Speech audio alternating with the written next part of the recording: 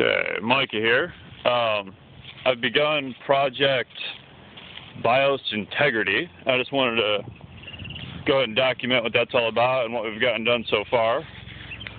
We're out here, planted some fruit trees.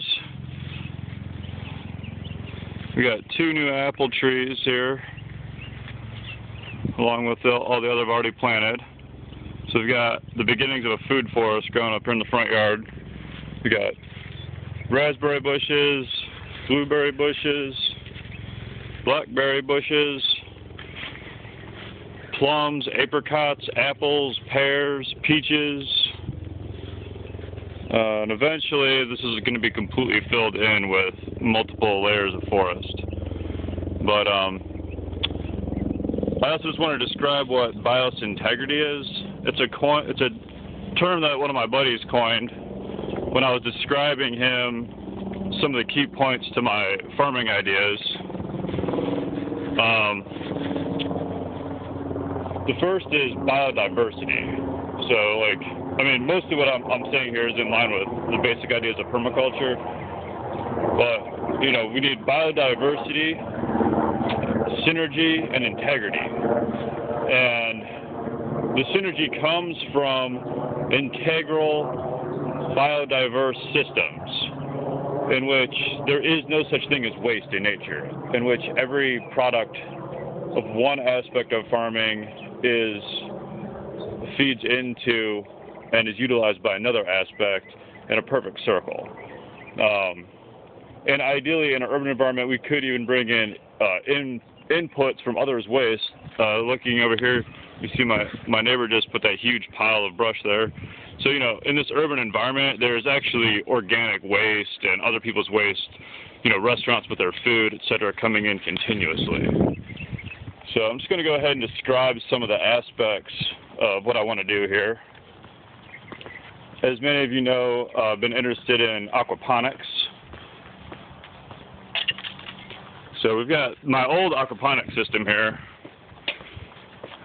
which as an experiment, it was a resounding success, but there was some flaws in the design, and I'm going to be redesigning it here shortly.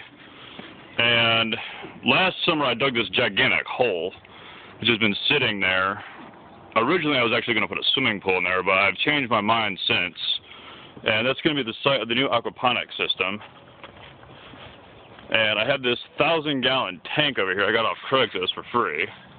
And that's actually going to be going in that hole. And using the lumber I described yesterday, I got for free, and hopefully get some more free lumber off Craigslist.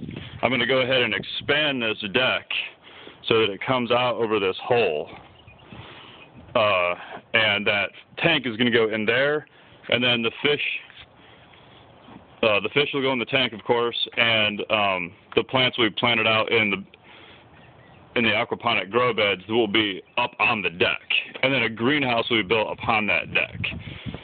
So it should be pretty snazzy. And the greenhouse ultimately is going to be heated with a rocket mass stove, which is if you don't know what it is, it's a super highly thermal efficient stove, like as efficient as possible.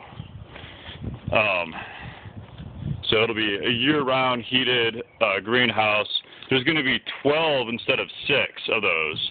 So a substantial amount of produce, and I'm going to actually focus primarily on herbs. And sell fresh herbs, make herbal tonics, make herbal what have you, all kinds of cool stuff, hopefully. Might even grow some ginger in there too. And just experiment and see what grows the best. But year round I'll be able to grow things in there. And also that large tank will be able to grow about 1,000 fish every 6 months.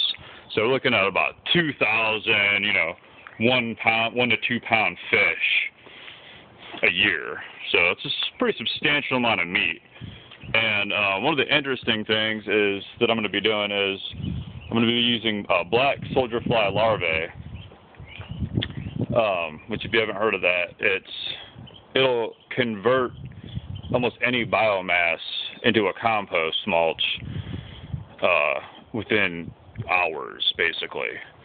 So and then they actually follow a migratory pattern. They'll be in there composting, and as they reach maturity, they'll climb up a ramp into a box, so they're like self-harvesting, and they become, awesome, organic, protein-rich fish food.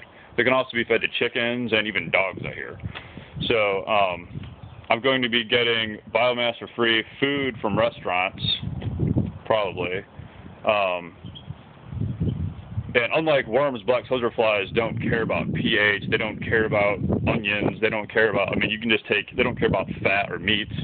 Like, it can be rotting meat. It can be chicken poop. It can be whatever. And those soldier fly larvae will break it down. So I'll have a free source of super high protein organic feed for the fish. And in turn, I'll have a composted material. Now, that composted material can be even more fully composted by earthworms. So once it's been composted by the black soldier fly larvae, it will be further composted by earthworms. And then that compost will be added to the Amelia Hazlett beds, which I just begun digging. I posted some pictures of this. And this is an example, but they'll be continuous. As you see, like a trench dug along this like somewhat raised bed, then I'm going to dig another trench along this, and it'll be piled up onto this raised bed, so on and so forth, all the way down, covering a fairly large section of my property. And then this is a no-till method, so mulch and compost will be continuously applied to this, so that earthworms come up, eat off of the decaying matter, thereby aerating and fertilizing the soil underneath without me ever turning it up. And so, of course, I will be taking the black soldier fly compost and spreading it on top of here to have a extremely biodiverse, biodynamic operation going on here. So we see the two things tying together already. That's just some of my ideas. I just wanted some people who may be interested in what I've been talking about to know what I've been working on. So just one thing at a time here, trying to get it all done, but some pretty exciting stuff going on here. Like out.